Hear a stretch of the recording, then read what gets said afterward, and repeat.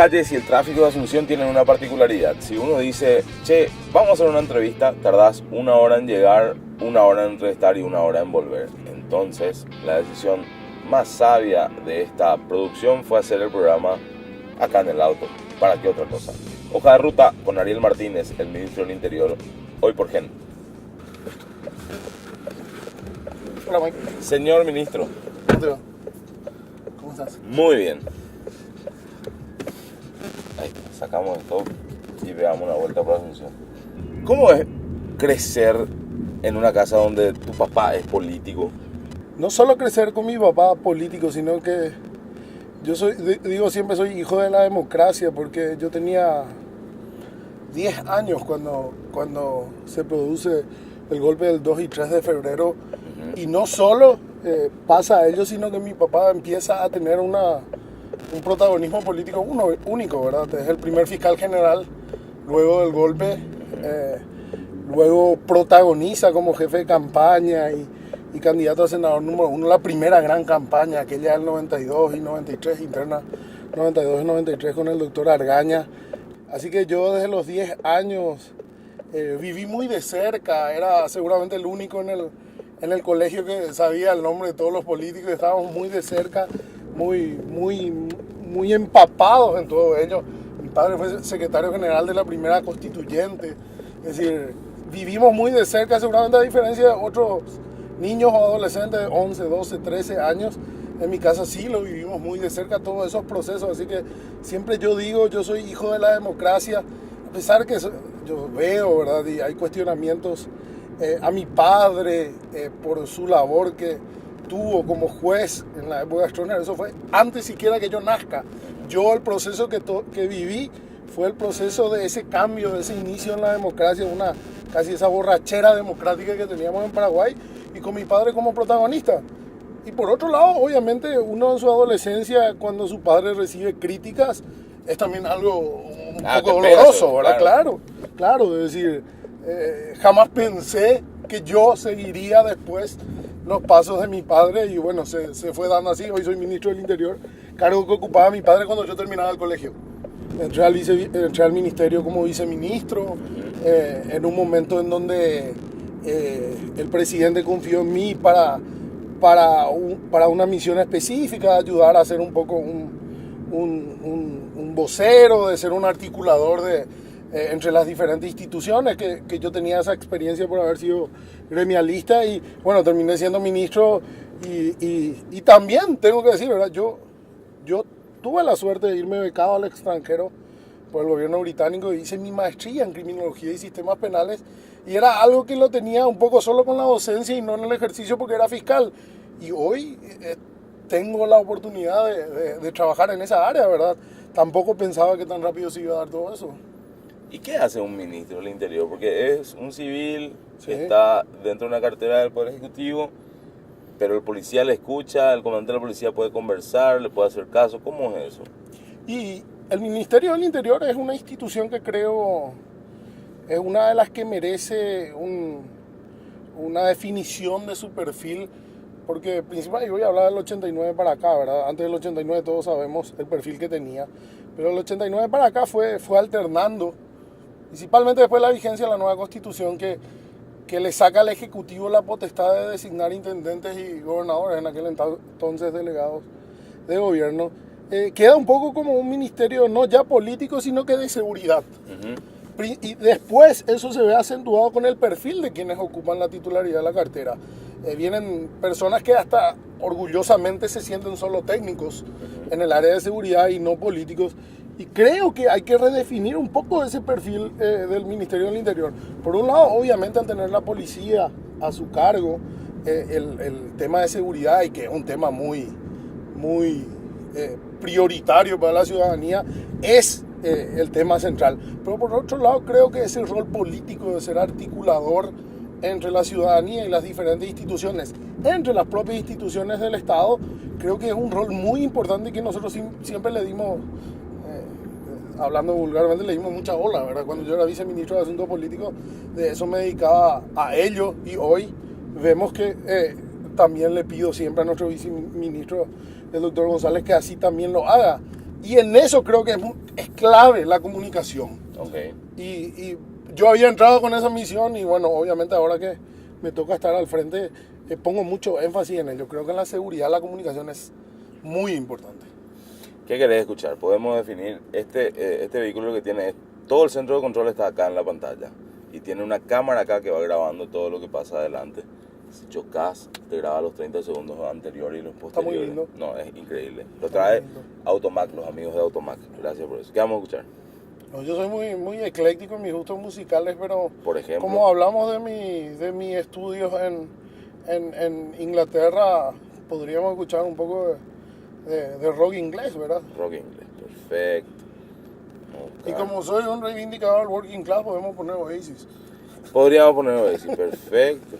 Yo te escuché decir algo que me pareció muy interesante sobre los distintos niveles de tipos de delincuencia y seguridad. Sí. ¿Por qué llevo esto adelante en la conversación? Porque uno de los temas que más se viene hablando acá en el conurbano, en la capital conurbano, es la acción del grupo Lince, ¿verdad? Que es un grupo formado para atrapar a los bandidos que se mueven por las calles en moto, a los rateros, etcétera, etcétera. La gente que... Rápida reacción, digamos. Exacto, un equipo de rápida reacción. Y algunos reclamos eran equivocados en el concepto y en el contexto, en el sentido de, no, pero ¿y qué pasa de los grandes bandidos de los bancos, etcétera, etcétera? Sí. Hay distintos niveles de delincuencia y cada uno se ataca, digamos, de la seguridad con un encare distinto. Sí. Okay. Hay distintos tipos de delincuencia sin duda, hay distintos tipos de reacciones a la delincuencia sin dudas y hay también diferentes tiempos en la aplicación de ciertas medidas o en el tiempo en que se ven los resultados, ¿verdad? Y hablábamos el otro día en un programa de televisión contigo, ¿verdad? De que cuando se hace el análisis, bueno, voy a ponerme un poco de docente, fui docente y fue algo que me dio muchas satisfacciones. Yo enseñaba criminología y siempre le decía a los alumnos del primer día, les decía, quiero que me digan cuáles son las causas del crimen para ustedes. Y empezaban todos, ¿verdad? Uno tiraba la falta de trabajo, otro tiraba la falta de policías, otro tiraba las familias disfuncionales. Y así todos iban tirando motivos. Y acto seguido yo les preguntaba, tomaba nota de cada uno que decía, ¿cuál es la solución para enfrentar el problema del crimen o cuáles son las medidas que ellos tomarían? Y obviamente algunos decían mayor policía, otros decían, pero ¿cuál era el problema que teníamos? Que el que dijo falta de trabajo decía que la solución era mayor policía, que el que dijo familias disfuncionales decía que la solución era que el gobierno invierta más en educación.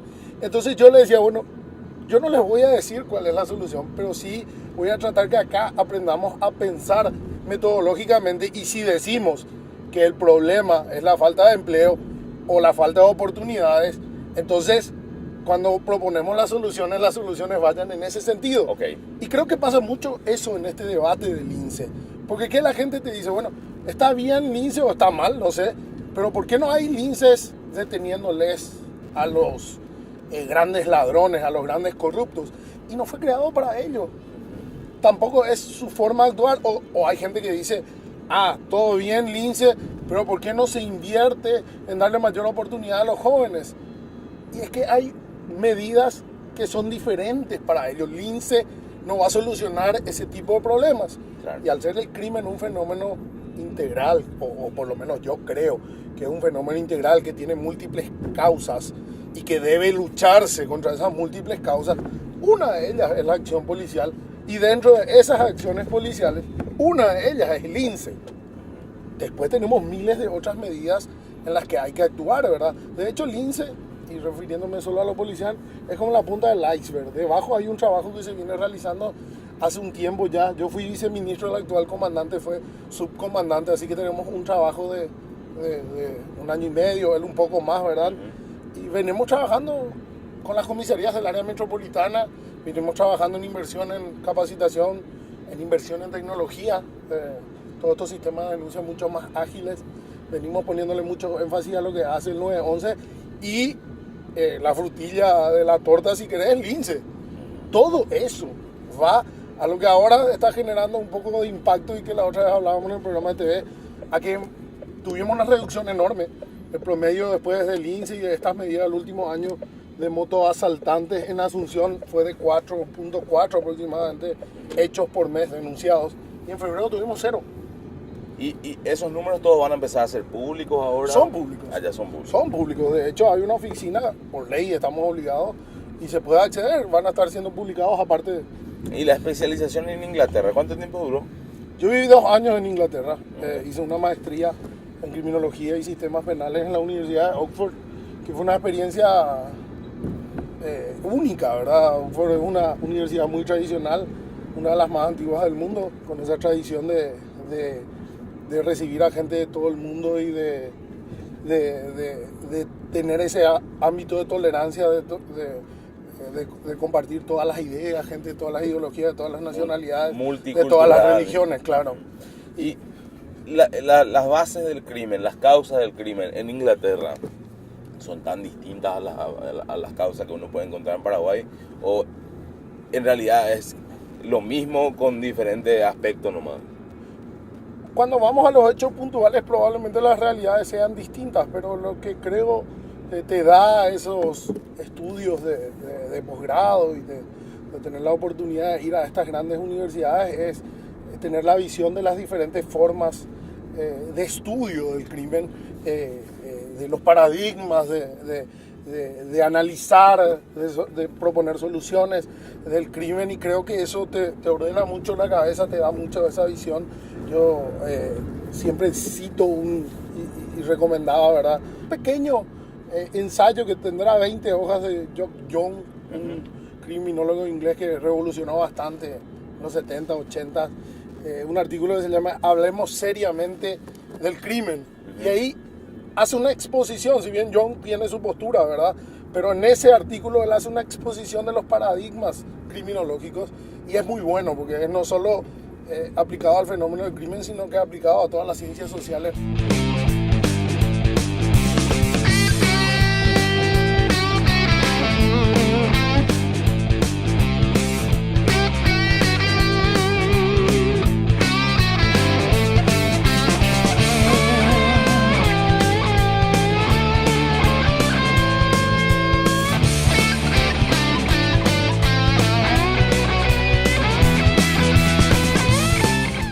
Puntualidad inglesa, impuntualidad paraguaya. ¿Dónde está ahí el balance? Y yo creo que obviamente uno aprende mucho viendo otras realidades. Es muy enriquecedor y todo lo que ve, pero uno no cambia el modo de ser nuestro. Afuera se admira aún mucho más la forma que tenemos en general los latinos, y en particular nosotros los paraguayos, dentro, y eso me llamaba a mí mucho la atención, dentro de los sudamericanos. Por ahí los ingleses, y eso se ve hasta en el fútbol, ¿verdad? Somos un poco parecidos a los ingleses, no la puntualidad, pero sí en muchos aspectos. Y son así pasionales, tienen algunas cuestiones... Y uno nos une mucho, o por lo menos a mí, ¿verdad? El amor al fútbol, ¿verdad? Otro nos une mucho el amor al reunirse entre amigos y a compartir una cerveza, ¿verdad? Hasta la bebida, ¿verdad? La cerveza, ¿verdad? Es decir, por ahí, no sé, un argentino toma un vino. Nosotros sí tomamos cerveza y tomamos mucha cerveza como ellos también, ¿verdad? Correcto. Y nos sentamos a ver el fútbol, o Correcto. nos vamos a la cancha, o jugamos fútbol. Y creo que en eso tenemos mucho en común. Tampoco, si bien los paraguayos, o el latino en general, es muy pasional, nosotros somos más reservados los paraguayos en comparación a los demás latinos. Sí. Y en eso también somos bastante cercanos. Y hasta en la forma de jugar fútbol, ¿verdad? Jugamos parecido. Jugamos parecido. Es decir, no somos ni brasileros ni los del norte de Sudamérica con el fútbol vistoso, sino que somos efectivos y disciplinados, ¿verdad? Pragmáticos. Y hasta en eso, ¿verdad? Es decir, yo creo que a pesar de las diferencias enormes que uno puede pensar hay entre una sociedad y otra, que las hay cuestiones que nos unen, ¿verdad? Hay cuestiones que nos unen. Y pasa esto que la mayoría de la gente que estudia afuera cuenta de que no es lo que no saben dónde queda Paraguay. No saben nada de Paraguay, o poco. Yo me fui el año 2006-2007. Vivía, como te das cuenta, en un ambiente muy, muy futbolero. Y Paraguay había jugado ese año en el Mundial contra Inglaterra. Y sí sabían mucho porque allá, obviamente, cuando se juega un Mundial meses antes, claro, van todos los equipos y sabían en ese ambiente. Pero fuera de ese ambiente, saben muy poco, ¿verdad? Muy poco. Me tocaba en otra oportunidad estar con muchos chinos que ni siquiera se daban cuenta de qué país era por varios días, hasta que uno me encara y me dice si mi país era el de la camiseta en fútbol roja y blanca y del arquero gordo que tira tiros libres. Y le digo sí, y él se da la vuelta y le dice sí, Chilaberto o algo así decía. Y ahí todos parece que caen. Después de 15, 20 días sí es de ese país, ¿verdad? Hay cosas que conocen. Creo que Chilaver hizo mucho a inicio del 2000 porque se conozca el fútbol hace mucho. Pero hoy lastimosamente no estamos perdiendo eso, ¿verdad? Son 2 mundiales que nos vamos y siempre lo conversamos hasta con mi viejo y mis hermanos. Una de las pocas cuestiones que nos hacían conocidos en el mundo y admirados inclusive era el fútbol y lo estamos perdiendo, ¿verdad? Sí, o sea que creo que lo vamos a recuperar. Hace poco hablando con ejecutivos de empresas que, bueno, para sus decisiones comerciales tienen que ver con el futuro, principalmente decían que iban a apostar por la selección paraguaya porque vieron que hay talento y hay capacidad y que al siguiente mundial llegamos. Y me sorprendió muchísimo, ¿verdad? Pues nosotros nos quedamos con esta cuestión de que no nos fuimos, somos los peores de América, ¿para qué lo vivimos? ¿Para qué lo jugamos? Y hay otra gente que te mira con otro ojo, ¿verdad? A veces como que yo entiendo que incluso de los medios somos particularmente pesimistas con un montón de cosas, con la política, con los deportes. Cuando nos sale bien somos los peores, cuando hacemos bien somos los mejores del universo, ¿verdad? ¿Cómo es ese trato a nivel político y laborando en un ministerio, ¿verdad? Con los medios. Un día sos bueno, otro día sos malo. Bueno, casi nunca somos buenos, la verdad. La verdad, casi nunca. Ahora lo estamos viviendo, ¿verdad? Yo creo, para no ser autorreferencial, creo que tenemos un comandante de la policía que es un lujo. Y recién antes de subirme al auto estaba conversando con él y es impresionante cómo le están buscando la vuelta, ¿verdad?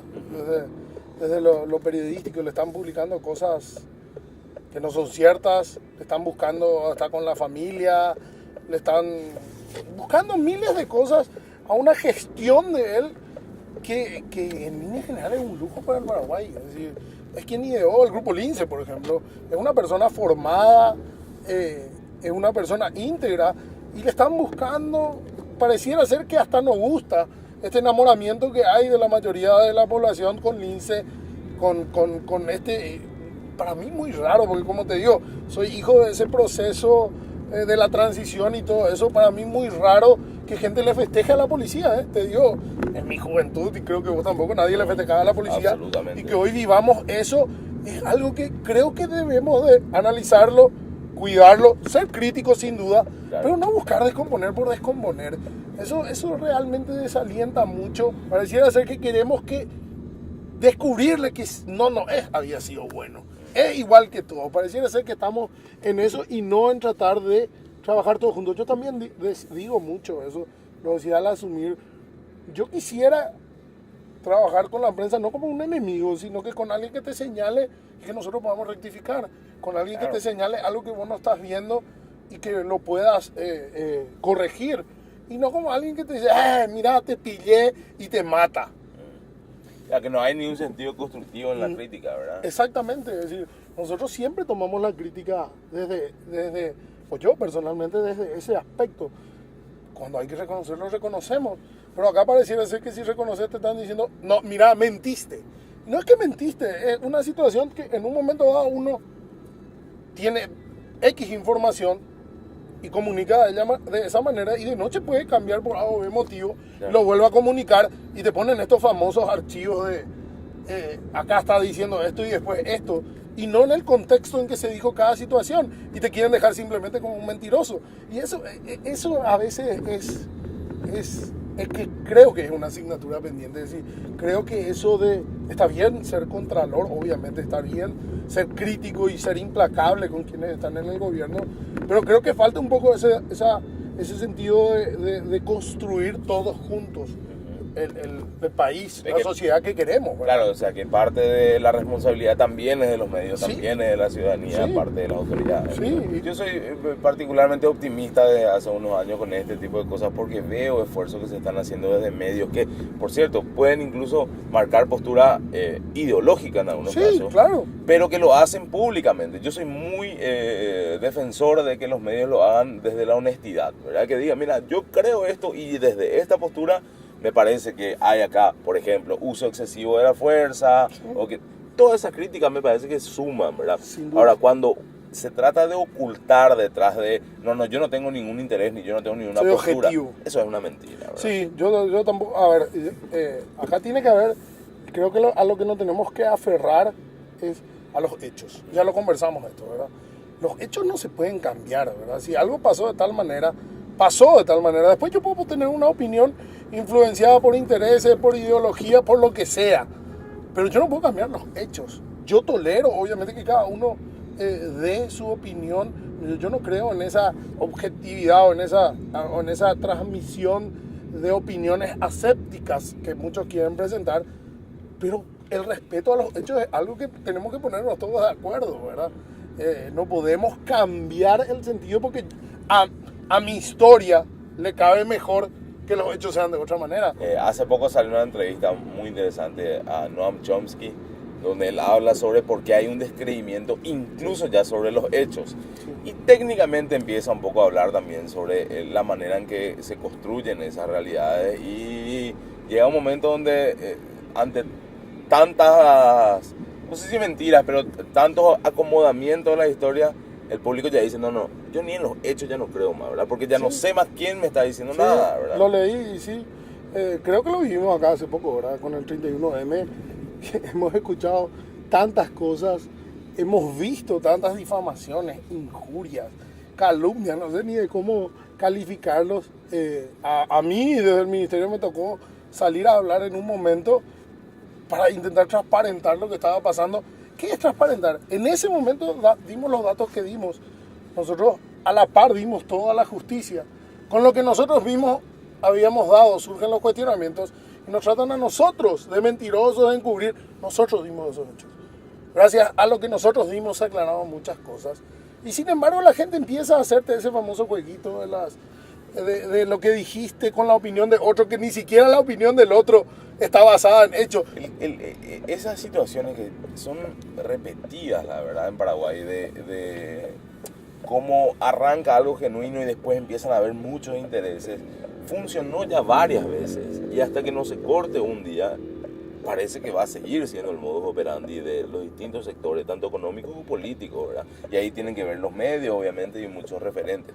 Y por citar ejemplo, vamos a ir siempre para atrás, ¿verdad? El 31, la masacre de los chicos del CNC, el marzo paraguayo, Sí. La caída de Lugo, y el 31M va a ser un elemento como ese en la historia. Sí, es decir, creo que hechos conmocionantes sin duda siempre generan varias versiones interesadas y que seguramente en el tiempo más tranquilos el juzgamiento será con mayor rigor fáctico, ¿verdad? Hoy está muy influenciada por intereses muy inmediatos, encima estamos en puertas de elecciones, está muy influenciado inclusive por las diversas ideologías que tienen los actores políticos y que justo que la tengan, ¿verdad? Y seguramente en la distancia van a ser analizados más fríamente. Pero acá yo siempre digo, acá el mayor culpable de que todas esas opiniones anden circulando libremente o que todos esos relatos de hechos anden circulando libremente es la Fiscalía. La Fiscalía debió haber hecho una investigación profesional como si la hizo la policía y debió hoy, a casi un año, debíamos de haber tenido los hechos debidamente probados y los autores debidamente con sus responsabilidades adjudicadas, mínimamente, para que ese es el problema acá en nuestro país. Lastimosamente las investigaciones no se hacen profesionalmente, no se puede llegar a reproducir los hechos, a probar los hechos y a adjudicar responsabilidades. Entonces todo quedan opiniones interesadas encima. Pareciera ser que conviene a muchos que en realidad no se sepa la verdad para que quede como un cerro limpio, cada uno con su opinión nomás. Claro, cada uno tiene su verdad y en base a eso después las discusiones ya se vuelven polarizantes, ¿verdad? Sí. Porque yo le creo a alguien y yo le creo al otro. Así ¿no? mismo. ¿No? ¿Cuál es la hoja de ruta para la seguridad nacional de cara al siguiente periodo, por ejemplo? ¿Cuáles son las claves? ¿Qué es lo que se tiene que estar mirando? ¿Qué es lo que se tiene que ver para garantizar o mejorar la seguridad de la gente en sí? Yo creo que desde lo que hace el Ministerio del Interior, decíamos antes, el crimen es un fenómeno plurifactorial, ¿verdad? Tiene varios factores, por ende el enfrentamiento debe ser desde una prevención integral que abarque todo. Pero lo que hace el Ministerio del Interior, para no quedarnos en cuestiones muy genéricas, ir a lo específico en lo que hace el Ministerio del Interior y a la Policía Nacional, creo que una inversión sostenida en la institución policial va a resultar clave. Cuando uno ve las décadas de abandono que tuvo la Policía Nacional, que me toca verlo ahora porque estoy recorriendo mucho el país con el comandante, y uno ve realmente miserias en algunos lugares por décadas de abandono, ¿verdad? Este gobierno trató de hacer en este tiempo todo lo que pudo y ha invertido como ningún otro gobierno en lo que hace a tecnología, en lo que hace a capacitación de policía, pero creo que esto necesita por lo menos de 10 años más. Inversión en los recursos humanos. Nuestros policías son paraguayos que surgen de nuestras escuelas y nuestros colegios. Correcto. No son finlandeses ni noruegos que vienen acá, ¿verdad? Entonces las exigencias que podemos tener con ellos es como con cualquier otro ciudadano paraguayo. Nuestros policías son gentes que vienen con las carencias de décadas en nutrición, en salud, en miles de otras carencias que tenemos como sociedad. Entonces yo creo que esa inversión que debe venir de todos los factores del Estado debe venir específicamente en tener policías que en el ingreso ya quieran venir a ser policías los mejores o los que estén por sobre el promedio en cada colegio del país, y que en esa selección que haya se sea implacable, que entren los mejores. Una vez que se egresen debe haber esa inversión en tecnología, en recursos, en salarios dignos, en atención a sus familias, en atención a todo ese entorno. Así que yo creo que por lo menos, y no solo para el próximo periodo, debemos hacer un gran pacto de invertir en nuestra policía. Okay. No vamos a tener, dicen que esa es la definición más común de la locura, ¿verdad? Uno no puede pretender resultados diferentes haciendo siempre lo mismo. Siempre lo mismo, claro. Entonces yo creo que si queremos una policía diferente, como todos queremos, y como vemos ahora así ciertos destellos de esa posibilidad de cambio, debemos de seguir invirtiendo sostenidamente por un tiempo largo en nuestra policía. Si no, vamos a seguir teniendo los mismos resultados. El ministro Ariel Martínez pasó por hoja de ruta. ¿Qué tal el viaje? ¿Se siente bien? Súper bien, hablamos de seguridad, pero hablamos también de fútbol, de música, del mundo. Así que estuvo bien, estuvo muy bien. Faltó Teheré. Ese era hombre, pero me parece que después Mario Ferreiro nos va a multar si es que voy tomando. Entonces, sí, vos no podías, pero yo sí, pero puede ser para el invitado. Esta edición de Hoja de Ruta, que la hicimos con el nuevo C3 de Citroën de los amigos de Automac, salió así. Nos reencontramos la semana que viene. Cerramos con Oasis.